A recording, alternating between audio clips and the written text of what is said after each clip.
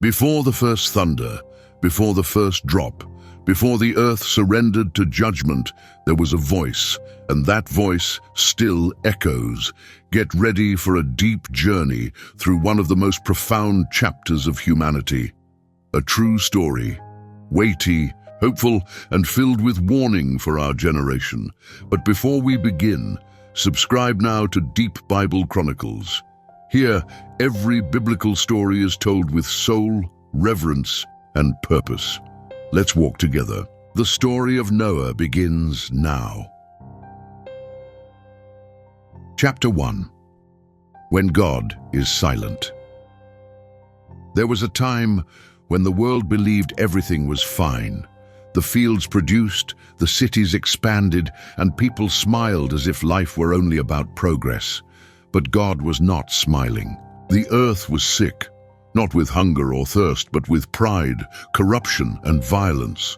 The Creator looked upon his creation and saw an invisible plague spreading among mankind. Justice silenced, truth mocked, and iniquity applauded. With each passing day, the skies grew darker, not because of clouds, but because of the weight of sin. The time of grace was still flowing, but few took notice. There was noise in the streets, celebration in the fields, ambition in their eyes, but no fear in their hearts. The name of God had been forgotten, replaced by the glory of human deeds, and so God searched. Among a self-absorbed multitude, he looked for someone who still listened, and he found him, just one, a man named Noah. Noah was no priest or prince. He had no fame, no influence. He was a simple man, a farmer, a father. But he carried something rare, fear of the Lord, not dread, but reverence, not ignorance, but discernment. Noah walked with God, in silence, in integrity, while everyone else chased their own desires. He saw the world rotting from the inside long before it would be flooded from the outside. He knew something was coming. At dawn, he prayed. In the afternoon, he watched. At night, he wept, because within him lived a kind of awareness the world had lost, the certainty that God still speaks and that judgment would not delay. Then came the call, not with thunder or visions, but with urgency. A word pierced his soul like an arrow. The end of all flesh is come before me. And Noah understood. The long suffering of God was nearing its end. His patience had a limit, and that generation had crossed it. But instead of fleeing or bargaining, Noah responded with obedience, quiet, steady, resolute. While others built towers to themselves, he built faith. While the people mocked, he taught his sons to look to the heavens. While the world laughed, he prepared his heart. Grace continued to drip through time like sand through fingers, and almost no one noticed.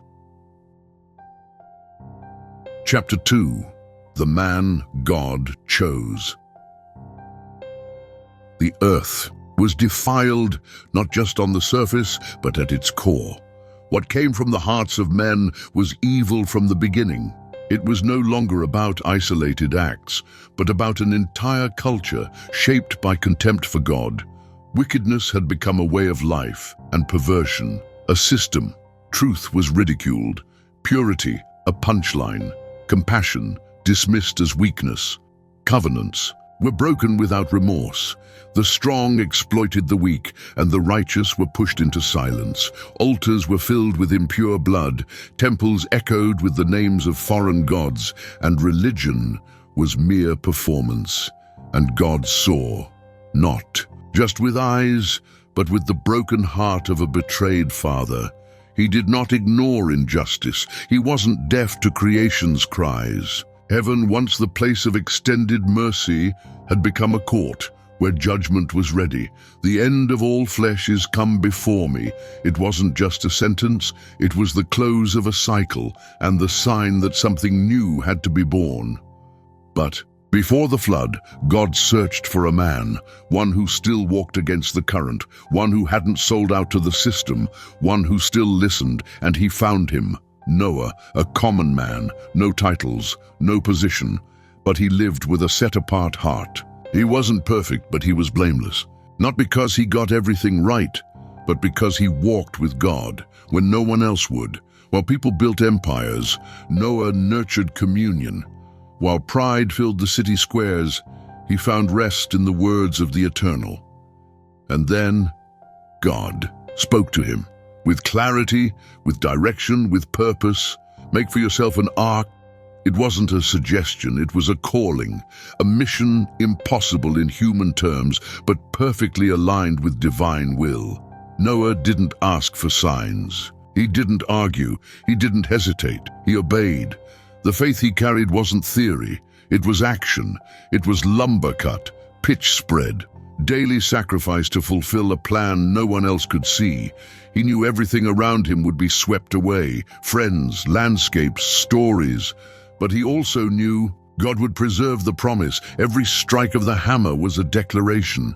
Every plank fitted, an act of faith. Every insult endured, a confirmation that he no longer belonged to that world. Noah didn't need to convince anyone. He just needed to obey. And while heaven remained silent to the crowd, it still spoke to one man, because when everything seems lost, God still entrusts his plans to those who choose to listen. Chapter 3. The divine design that would change everything. God doesn't just announce judgment. He also prepares the way for salvation. Before the first drop fell, before the earth was drowned, he revealed a plan to Noah. Not a riddle, not a metaphor, but a full blueprint, detailed, precise, and non-negotiable. Make for yourself an ark of gopher wood. The instructions came straight from heaven. 3 decks, compartments within, pitch inside and out, a single window, 1 door, and dimensions so massive they seemed beyond belief. The ark was not merely a vessel, it was a testimony, a symbol of separation between judgment and mercy, between ruin and redemption. Noah listened and began. He wasn't a shipbuilder. He had no technical knowledge, no advanced tools. He had never seen a vessel of that scale, but he didn't question, because God's calling doesn't require a resume. It requires obedience. Each day, Noah worked with reverence. He selected the wood, shaped the beams, sealed every seam with pitch. Every task was not just physical, it was spiritual, an altar being raised with hammer, sweat, and faith. His sons worked beside him, not out of tradition but conviction. They understood the weight of what they were building. As the structure took shape, so did the mockery around them. The neighbors watched with scorn. The questions came, laced with sarcasm. What is all this for? Where's the flood? Have you gone mad, Noah? But he kept going, day after day, blow after blow, not to impress, not to persuade, but because he knew in whom he had believed. The ark wasn't just physical protection, it was a prophetic act, a visible monument that God was still speaking, that judgment was real, and that the door of grace was still open, for a limited time. Every hammer strike was a sermon without words, and at the same time a quiet reminder. God preserves only those who trust him before the storm. The work advanced, and time moved with it. The clock of divine patience kept ticking. The skies were still blue, business still thrived, the nights still roared with celebration, but the wood of the ark told another story. Noah didn't understand every detail of what was coming, but he understood the urgency of obedience, and that was enough. While men lived as though nothing would change, one man built. And with every beam lifted, he declared that God had spoken, and he would fulfill everything he had promised. To save or to judge. Chapter 4. The faith that builds. The ark was rising, not just in size, but in significance. Steadily, it took shape in the midst of a people who no longer listened to anything beyond themselves. To some, it was a strange structure. To others, a joke. But to God, it was the altar of a remnant. Noah had become a familiar figure, but not a respected one. He was the woodman, the old man of the invisible promise. They called him crazy, a fanatic, a disturber of order. He walked the streets to stifled laughter, mocking remarks, suspicious stares. Children mimicked him, adults ignored him. The ark was no longer just a construction. It was an affront to the normalcy of corruption. And still, Noah continued. No rush, no fear, no rebuttal. Every strike of the hammer was resistance, every beam a declaration, every nail a decision to stay faithful to a calling no one else could grasp. His sons, young and exposed to public shame, chose not to back down. They carried not just timber, but purpose. They knew they were building something far greater than they could explain, and the people, soaked in their own pride, responded with mockery. Some laughed aloud, others painted insults onto the wood. Some accused him of preaching fear, of trying to control people with tales of the end. But Noah did not respond. He had nothing to prove, because those who walk with God work in silence and let time speak. The ark became a towering monument on the horizon, impossible to ignore. It wasn't a ship, it was a sign, a reminder that God still speaks and that not everyone is listening. While the world celebrated its parties, planned weddings, sealed business deals, and built towers of pride, the ark kept growing. And with it, so did a spiritual tension no one could name. Noah, calloused hands, steady eyes, didn't seek acceptance. He knew his mission wasn't to persuade the world, but to obey God. And that takes courage, endurance, daily faith, because judgment hadn't begun yet, but it was coming, and when it arrived, no one could say they weren't warned. The ark was never a secret. It was a declaration. And every time the hammer struck the wood, heaven was watching, because God still remembered, and he was counting the days. Chapter 5. The final sign before the end. The ark was nearly finished. The wood had been cut, shaped, sealed. The structure of obedience stood tall. But before the rain, God still had more to do, because the same God who judges also preserves. And as long as the door remained open, mercy was still moving. Then something began to happen. No announcements, no human commands. The animals began to arrive, slowly, in pairs, male and female of every kind, some domestic, others wild. All in silence, all following an order that did not come from the earth, as if creation itself, in reverence, were obeying the whisper of its creator. Noah didn't chase them. He didn't trap or gather them. He simply watched the impossible unfold. Lions and lambs, ravens and doves, wolves and deer, marching side by side. No panic, no chaos, because the hand of God was guiding it all. While men still mocked, the animals lined up. While the wise of the age tried to explain it away with reason, creation was finding its place inside the ark.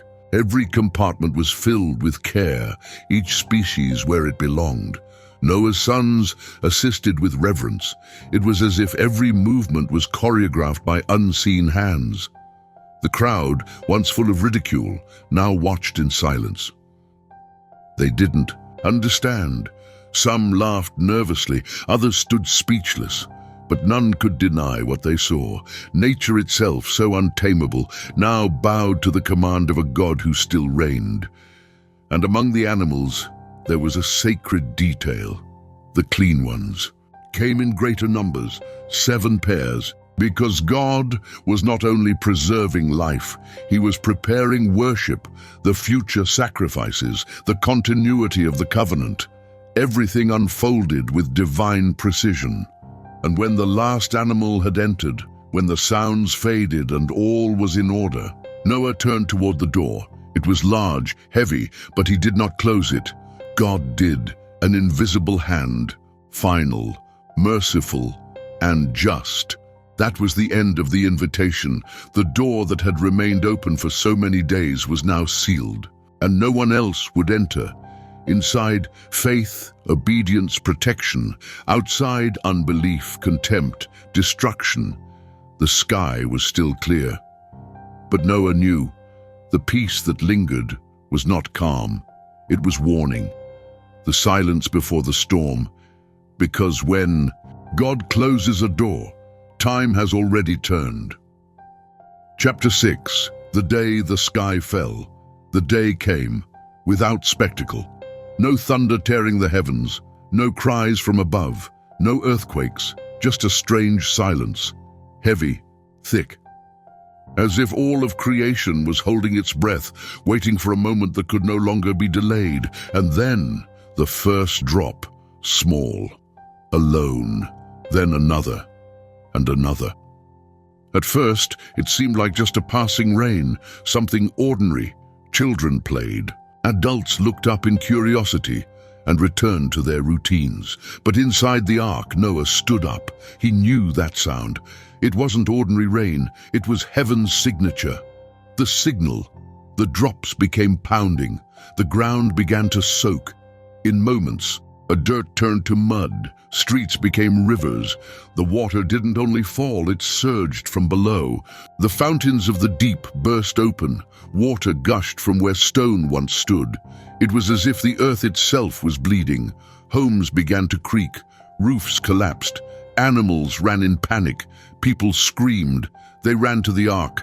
They pounded on the door. They called out familiar names. They begged, but it was too late. The door was shut, not by Noah, but by God, and what God seals. No man can open.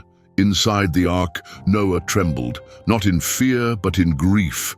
He recognized those voices, neighbors, friends, faces that once smiled, now cried out, voices that once mocked, now pleaded for help, but there was no more time. The ark shook under the weight of the storm. The wood groaned, the structure trembled, but it did not give way because it had been built by faith. Outside, the world collapsed. Trees uprooted, walls torn down, towers swept away like twigs. Everything man had built, his works, his monuments, his words, was swallowed by the force of judgment. Inside, silence. Hands joined in prayer, eyes met in solemn stillness. No words, only awe and gratitude. Not for what was happening, but for the one who had preserved. The ark floated alone, like a single candle in vast darkness, like a moving altar, crossing through chaos. Outside, the world screamed. Inside, the promise breathed. Judgment had begun. And with it the confirmation that God does not lie. He warned, he waited, he called, but when time ends, he acts.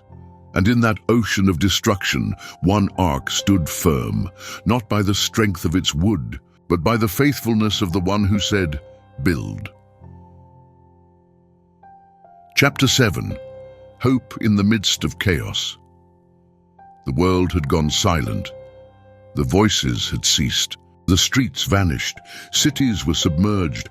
All that remained was water in every direction. A borderless ocean, a washed planet, a generation erased. But inside the ark, there was life. Noah and his family, now cut off from the old world, breathed within a floating sanctuary. Hundreds of animals rested in their places. The storm still roared outside, but its fury could not penetrate the shelter sealed by God. For 40 days and 40 nights, the rain fell without pause. Every morning, Noah would climb to the small opening at the top of the ark. There, he would look out at the sky, gray, endless, and yet he kept looking, because those who believe wait, and those who wait keep seeking signs, even in the dark. Inside the ark, life went on, feeding the animals, maintaining the space, praying, waiting, trusting. By this point in the story, faith was no longer just about building, it was about enduring. About silence, about discipline, about confidence without visible proof. The ark had become more than a vessel. It was a womb, a wooden womb, where the promise was being preserved. While the world perished outside, God was nurturing a new beginning. Within, each drop of rain that struck the walls beat like a drum, marking the rhythm of divine faithfulness. Noah didn't know how long it would last. He had no map, no compass, only the memory of the command he had received, and the certainty that God never abandons those who trust him. And so he waited. Outside, the landscape was gone. No trees, no mountains, no landmarks, just water and silence, but God was still in control. The same one who gave the order to build was now sustaining the journey. And within that ark, while the world disappeared, a new time was taking shape.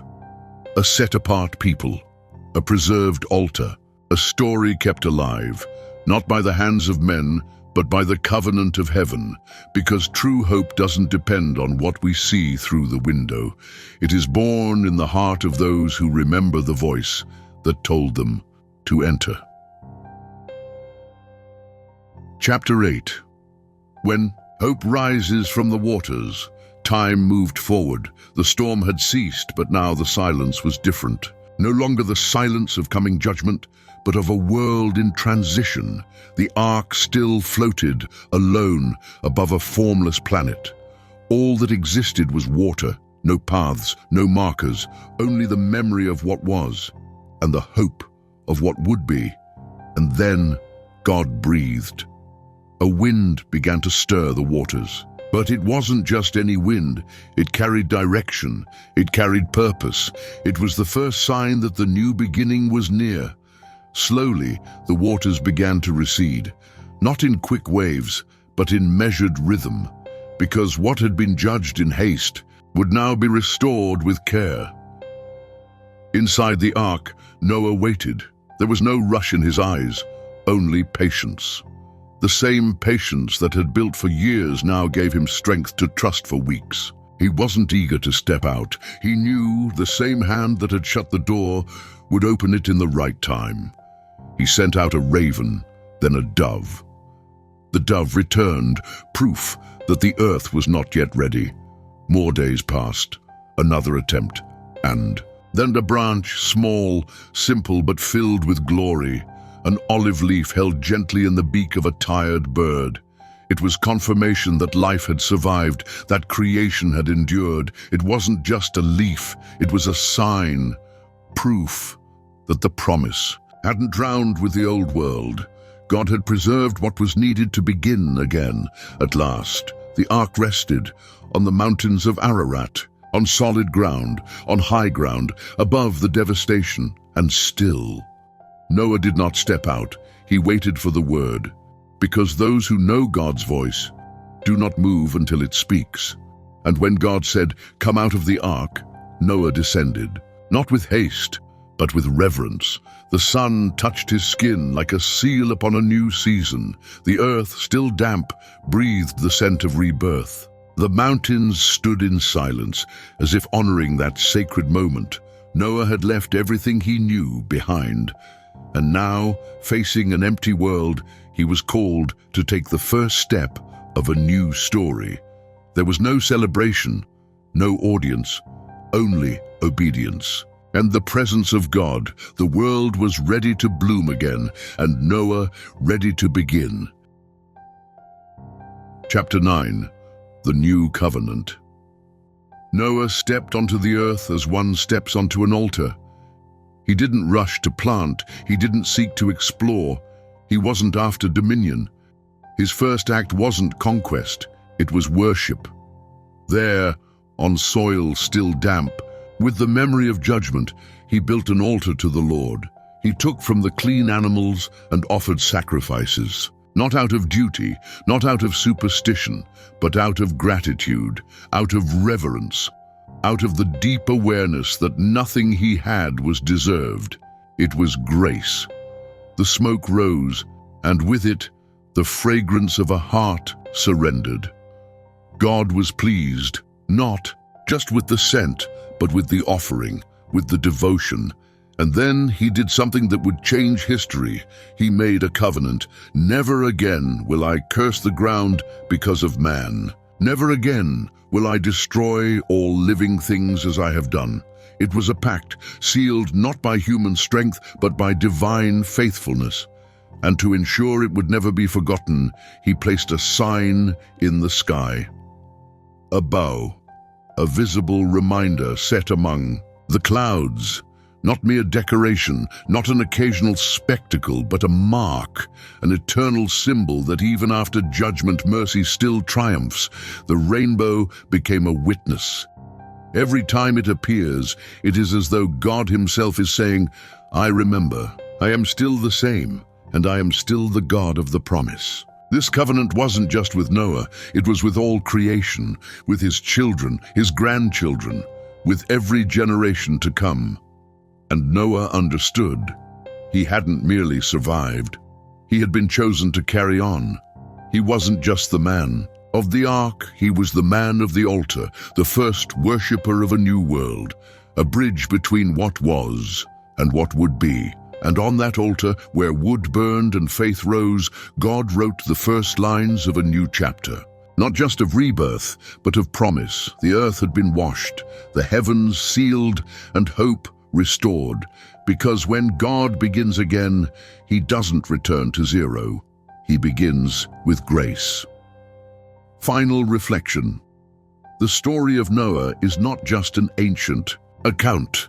It is a living message, a mirror held up to every generation that believes it is secure while drifting far from God. Noah lived in days of mockery, of normalized sin, of spiritual silence. Days when judgment felt too far away, and faith seemed irrelevant. Days very much like our own, but God is still looking for his Noahs, men and women who choose to obey when the whole world chooses to ignore, who keep building even when no one understands, who stand firm even when everything around them says otherwise. Because the ark still speaks. It's no longer made of wood. It bears no pitch, no beams, but it remains a symbol of separation, of preservation, of faith in action, not just in theory, of a people who in the midst of collapse still choose to walk with God. While many build towers for themselves, the Spirit is still calling some to build arks of obedience, integrity, and hope. Because judgment still comes, sometimes as crisis, as collapse, or as heavy silence, but it comes. And just like before, God still closes doors. Today, grace is still open. The ark of salvation is accessible. But the time will come, just as it did in that generation, when the door will close, and once God shuts it, desperation will not force it open. So the question remains, clear and direct, while everyone else builds for the world, are you building for God? Are you listening to the voice that still calls? Are you obeying before the storm? Noah saved his household, not with words but with hammer strikes, not with debate but with obedience. And when the world went under, he stood firm, because he had trusted before the rain.